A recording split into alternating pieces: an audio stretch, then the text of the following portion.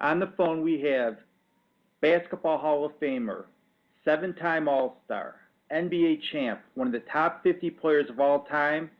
He played for the Cincinnati Royals, San Francisco Warriors, New York Knicks, the Ohio State Buckeyes, and I remember his name, Jerry Lucas. How you doing, Jerry?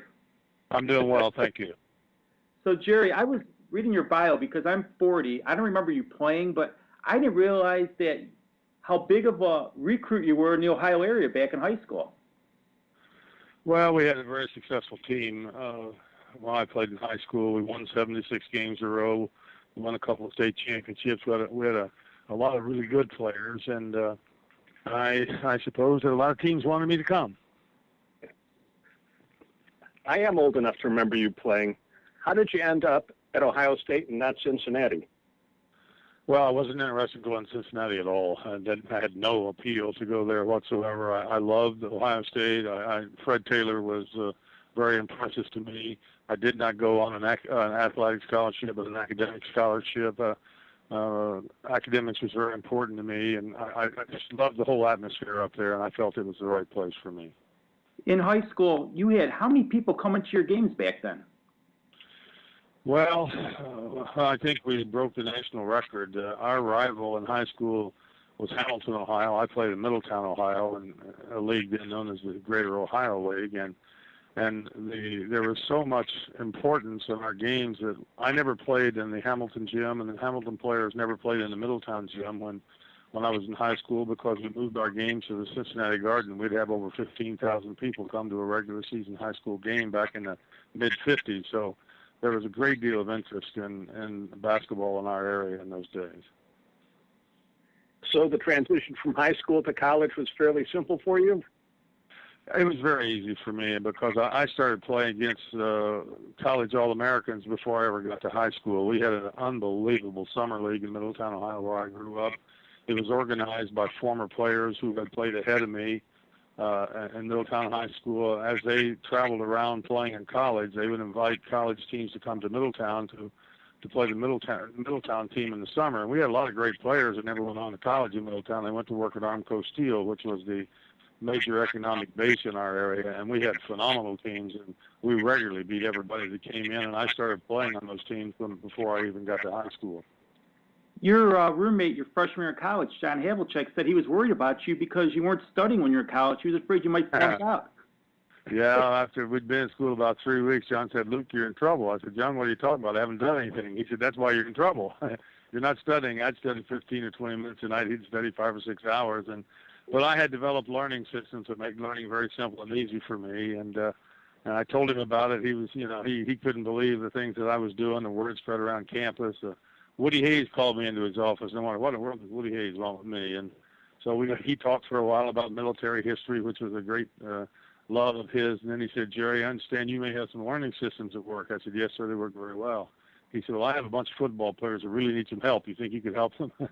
I said, "Sure, Woody, I'd be happy to." And so I started to teach Woody's football players, and that was the first time I taught, and I've been teaching people how to learn and remember ever since. At what point in your life did you realize you had that special skill for learning systems and memory? I really don't have any more special skill of learning anybody else. I just learned how to use it.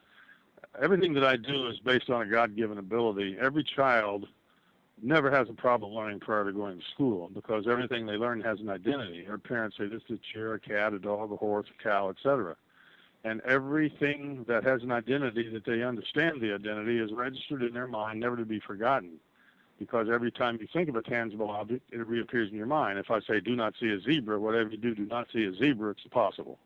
You have to see a zebra. And it's a proven fact. Educators have proved it for decades that children learn far more the first 5 years of their lives than they ever do the rest of their lives, and there's a simple reason for that. When we enter school, nothing has an identity anymore. It's ink on a page. I don't care what the subject is. It's different letters, numbers, words, and symbols rearranged in different patterns on, in different books, and nothing has an identity. If a pronoun walked into the room where you gentlemen are right now, you certainly couldn't point to it and say, "Well, there's a pronoun. I haven't seen one of those in 3 or 4 days." They have no identity. So I got an idea as a young boy in grade school, if I could give an identity, a tangible identity, to everything else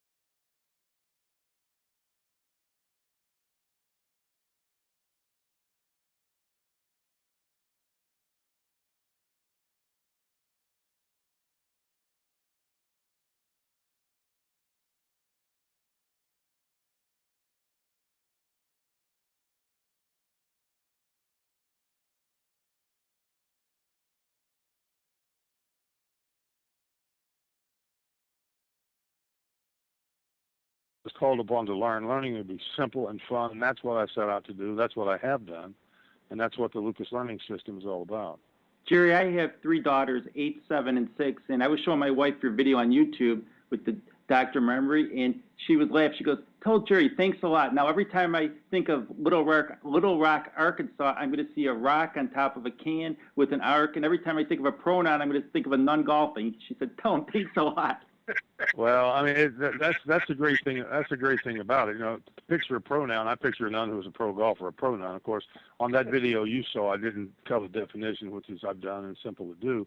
But that proves the point. Every time, if something has an identity, what you were talking about was Arkansas and Little Rock, where I have a picture of Noah's Ark with a can in front of it holding a saw, and it's using the can as a holding place to saw Little Rock in half.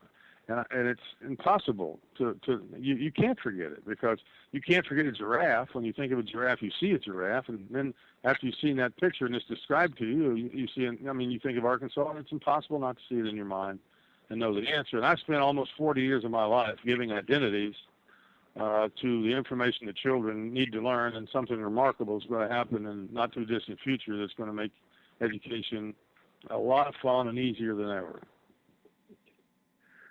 Now, were you able to apply any of these memory systems on court? Oh yeah, I knew every play of every team in the NBA. You know, they would call out a play, and when I played with the Knicks, we had more plays than anybody in the league by far. We were probably the most intelligent team ever assembled, and I played the center position there for the first time since I'd been a pro, which I loved. It was my natural position, and a team would come down and call out a play, and I would call out one of our plays that was exactly like it. And, you know, I didn't have to call out their play. I just called out one of ours that our teammates knew, and we knew every play everybody was going to run every time down the floor, which obviously was very helpful. You had some pretty good debates with the Knicks, with Bill Bradley on that team and Phil Jackson. Well, I roomed with Phil one year, which was interesting, and Bill and I had a lot of fun. I taught him some of my systems. We would use them on the floor, and even our other teammates didn't know what we were doing, but we enjoyed it. So it was a way to use our minds and it put a little more excitement and fun into the game. Now, would you ever envision Phil Jackson having the success as a coach that he never got to the state finals, so as our team did, so I had never even heard of him. What was your Olympic experience like in 1960? Well, it was just one of the highlights of my life. You know, you had to be an amateur to play then. I was only 19 years old. I was probably the youngest player to ever play on the United States Olympic team, and just a tremendous thrill. Played with some great players. That was a great team. I think our closest game was 37 points. Oscar Robertson, Jerry Weston, mentioned a couple were on that team. So a phenomenal experience, something obviously that I will never forget. What was it like playing with Oscar Robertson with the Cincinnati Royals? Well, Oscar, we probably as his teammates appreciated him more than anybody else, because we got to see him every game and see him do things that nobody else could do on a very regular basis. So it's been proven that Oscar, is one of the very, very top players who ever played basketball. The only player to ever average a triple-double, and he probably would have averaged a triple-double another year if I had come along. But when I came along, I got every rebound. He didn't have a chance to average a double and rebound. Now, before you joined the Royals, you were with the Cleveland Pipers, owned by a man named George Steinbrenner. What was he like early on? Well, I really didn't get to know George very much. I signed with his team, the Cleveland Pipers, in the old ABL, American Basketball League, which was founded by Abe Saperstein, the founder of the Harlem Globetrotters. But the league folded before I got to play. And George signed me for the unheard of sum of $40,000 a year. And the Cincinnati Royals were offering me $30,000 a year. But George never paid me a nickel, because the team folded and there were no bonuses in those days, so I never got a nickel out of George. I'm surprised he didn't make you work for a shipping company. He was probably afraid you'd take it over. Well, I wasn't interested in that. What was it like being on the Tonight Show? Well, I enjoyed it. I loved the opportunity to let people know what my systems could do and how effective they were. And, Johnny was great. He was just, one of the all-time greats of ever. And he loved the kind of things that I would do. I'd memorize a magazine or memorize parts of a phone book, name 400 or 500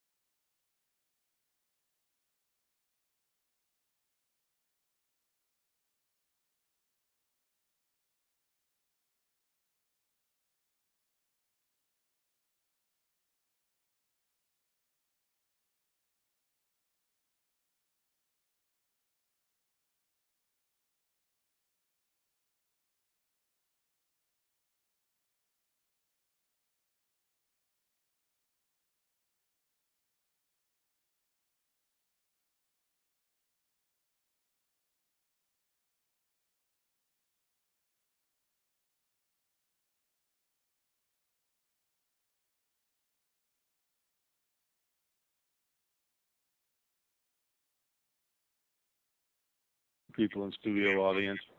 We had a lot of fun. I enjoyed it, and I did that on many shows. I traveled a lot for a period of a number of years, letting people know about my systems, the books that I had written, and how they could help them.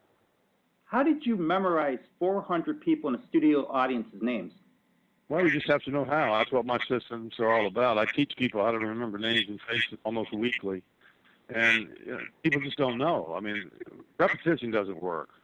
Learning by repetition is no fun. It's boring. It's tiring. It's self-defeating. And then when people get out of school, man, I'm glad that's over, because it wasn't an enjoyable experience.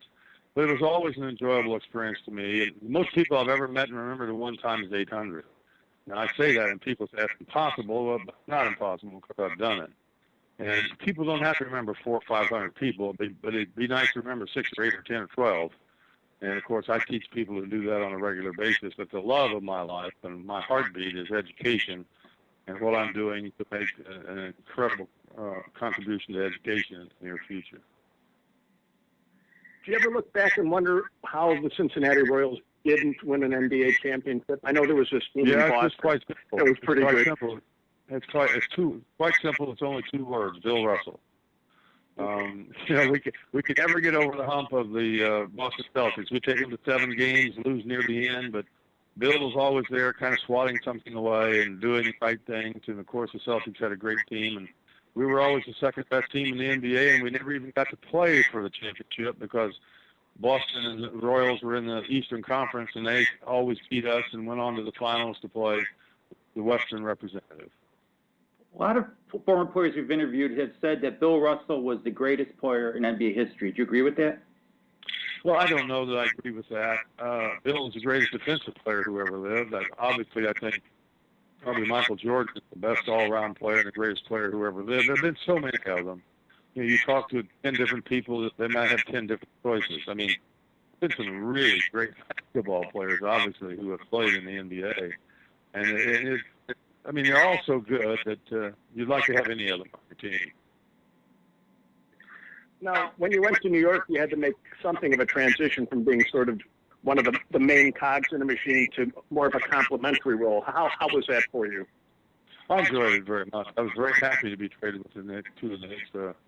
It was the kind of team that I loved because it was a team. I mean, it was a real team. There was no selfishness there. There was no ego there. Everybody worked towards a common goal to win as a group, and that's the way the game should be played. I loved it. I enjoyed my time with the Knicks more than any time that I played as a pro. When you were in Ohio, I mean, you were it when you were in high school. You were the best basketball player in the country. Everybody wanted you, similar to what LeBron James went through when he was in high school. Do you ever feel that LeBron kind of sold out the state and the Cleveland Cavaliers by not staying there? I think that LeBron should have stayed. I really do. I think it was a mistake to leave. I mean, he was king of everything there, and but that's his choice and not mine. So my opinion doesn't mean anything to him. But he would have continued to be the king, and his popularity would have been soaring. Whereas after he left, his popularity took an incredible dip because of what happened and how it happened. So I just think he made an initial mistake of leaving Cleveland, and of course the way he did it irritated a lot of people. Yeah, to set up everybody in Cleveland, Akron, Ohio like that, and the announcement, the way it transpired, you would have thought somebody along the way would have advised him otherwise. Well, I mean, it's his life. We make decisions and we live with those decisions. And, I'm sure he loves the game. He's enjoying playing with Dwayne Wade and Bosh and all the other players in Miami. They have a great team. And, hopefully, from his standpoint, he's going to win a world championship, which is what, every professional basketball player would love to do. You talk about your learning system, and when I think about it, I think to myself, this guy must have an IQ off the charts. What is your IQ, if you know? I don't know. I have no idea. But I'm a doer. The thing that separates me from other people, I'm a doer. I still work 12 to 15 hours every day. I'm creating a website which will be known as Dr. M's Universe. I'm doing as Dr. Memory, and it'll be known as Dr. M's Universe. It's going to be Disney, Pixar type quality, 3D throughout. There'll be many, many, many planets in the universe: an alphabet planet, a reading planet, a writing planet, a spelling planet, a music planet, a Spanish planet, many, many, many learning planets. And all of my techniques are used on every one of them to make learning fun, simple, and easy.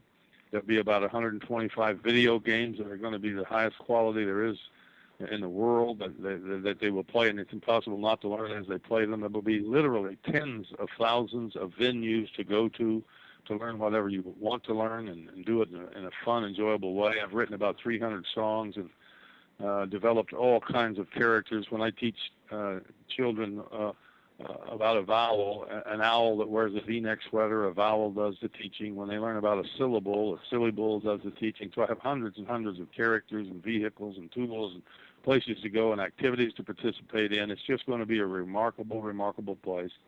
And it'll be a while before it's available. I have to raise some money. I hope to. It looks like I'm going to have an IPO probably sometime in I don't know, maybe June or July. If it, so that's in the works. It's not finalized yet, but I need to raise the money to get it done, and all the production company is in place, the music people are in place, writers are going to help me in place, and so everything is ready, and it's just a matter of getting the money and making it a reality. It will change the way people learn and teach, and it's going to be very, very exciting. Who designed your character for the cartoon with the muscles and the young man? Was it your idea, or did someone else design it? No, I create everything. I create everything. I tell artists what to draw. And what should be done. I write all the lyrics to the songs. I've created everything, but of course I've worked on it for my whole lifetime. What I've done with reading is just remarkable. I mean, I've pictured every sound in the English language. Nobody's ever seen a sound, and in the future, children will have no problem. They'll know a letter is silent because they'll tangibly see it's silent. They will know a letter changes its sound to a different sound because something visual will tell them that, and then they will see the actual sound it makes in a tangible picture. So it's going to be remarkable. It's going to be exciting and fun, and people are going to be very thrilled and thankful that they're going to have the opportunity to use it when it's available. Will it be able to help people like me and David who were well beyond school years?